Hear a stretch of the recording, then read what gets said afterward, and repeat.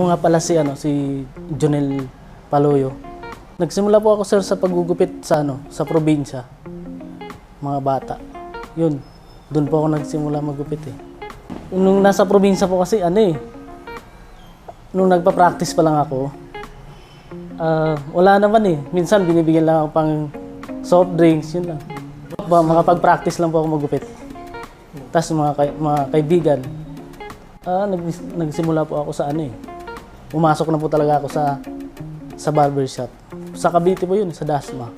Hilig ko rin talaga maggupit eh. Tsaka, dati hindi talaga to yung trabaho ko eh. May trabaho talaga ako. Tapos, nung umalis na ako sa trabaho ko, yun, nagsimula na po ako maggupit. Yun, doon nga po ako nagsimula sa Dasma, Cavite. Meron ka bang inspiration na barber o kaya yung bang tinitignan mo yung mga gawa niya, na-inspire ka sa kanya na barber? Local, meron? Meron po dito yung dating kasama ko. Si John Mar. John Mar. Dito sa Tugs Barbers po. Okay naman po. Masaya.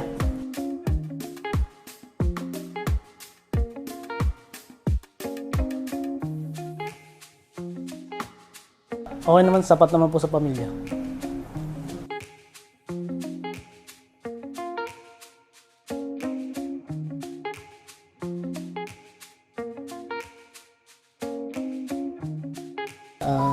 Shout out nga pala sa mga kasama ko.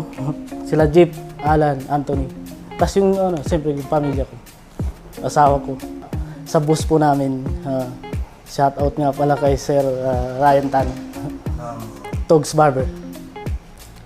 Sa mga customer po ng Tugs Barber, baka punta na lang po kayo dito. Enis Amoranto, Banawe po. Second floor po kami.